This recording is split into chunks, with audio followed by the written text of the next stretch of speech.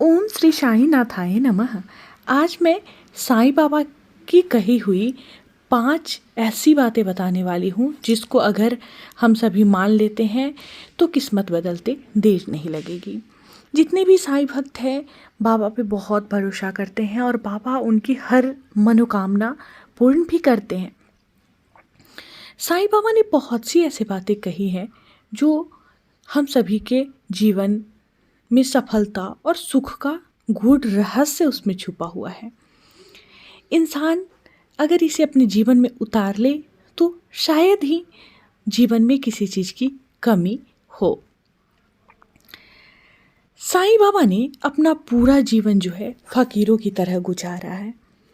अपने कर्मों और अपने चमत्कार से उन्होंने हमेशा ही लोगों की मदद की है और उनके साथ हर विपदा में खड़े रहे हैं। जितने भी साईं भक्त हैं वो बहुत ज़्यादा भरोसा करते हैं बाबा पे, और जितना अधिक आप विश्वास करते हो बाबा उतना ही अधिक आपके साथ चमत्कार पे चमत्कार करते जाते हैं। आए दिन हम सभी साईं भक्त इसका अनुभव करते रहते हैं।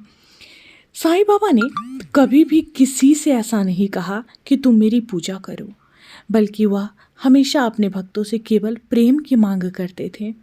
उन्होंने मनुष्य को हमेशा यही सीख दी है कि प्रेम और दया रखने वाले पर ईश्वरीय कृपा अपने आप होती है। इसीलिए सभी पे दया रखो, सभी से प्रेम करो। कुछ ऐसी ही बातें उन्होंने अपने भक्तों को हमेशा सिखाई भी है। यदि उनकी 5 बातों को केवल हम मान ले तो दुर्दिन जो है वो हमेशा के लिए दूर हो जाएंगे, सारे कष्ट दूर हो जाएंगे, कोई भी कष्ट हम भक्तों को छू नहीं पाएगा। पहला, साईं ने एक इंसान को कैसा होना चाहिए उसके बारे में बताया है। उनका कहना है कि जब हम घर बनाते हैं ना तो उसकी नींव को सबसे ज़्यादा मजबूत और ठोस बनाते हैं ताकि घर सालों साल टिका रहे और उस पर किसी भी प्राकृतिक आपदा का असर जो है न हो। ठीक यही नियम इंसान पर भी लागू होना चाहिए। एक इंसान की परवरिश इस तरह से मजबूत और ठोस हो कि वह किसी के बहकावे में या दिखावे में आकर प्रभावित न हो।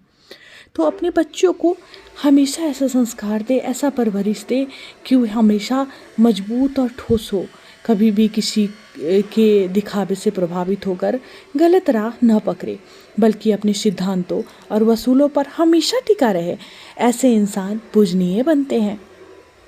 दूसरा, उन्होंने कहा है कि इंसान को कमल की तरह बनना चाहिए। उनका कहना था कि कमल सूर्य की किरण पड़ने के साथ खिलने लगता है और उनकी पंखुड़ियाँ जो है पूरी तरह से फैल जाती है। एक इंसान को भी जहाँ ज्ञान और सीख मिले, चाहे वो कहीं भी मिले, वहाँ कमल की तरह बन जाना चाहिए। ज्ञान प्राप्ति के लिए हमें किसी के भी सामने हाथ फैलाना पड़े तो फैला देना चाहिए, क्योंकि ज्ञान से जीवन में एक नहीं अनेक रास्ते जो हैं वो खुलते हैं। साईं बाबा अपने भक्तों से कहते थे कि दुनिया में क्या नया है, कुछ भी नहीं, और दुनिया में क्या पुराना है, कुछ भी नहीं। सब कुछ हमेशा है और हमेशा रहेगा, लेकिन धैर्य और संतोष न हो तो मनुष्य के लिए हर दिन परेशानी से भरा होता है, हर दिन परेशान करने वाला होता है। इसीलिए संतुष्ट हो अपने जीवन में।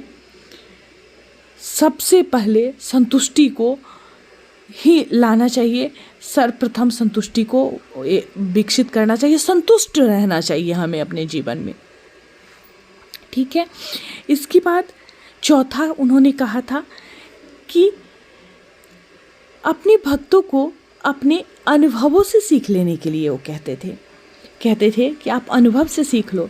साथ ही वो यह भी कहते थे कि दूसरे के अनुभव को भी हमेशा मानना चाहिए, क्योंकि अनुभव ही एक ज्ञान है और अनुभव के आधार पर ही अध्यात्म की राह जो है खुलती है।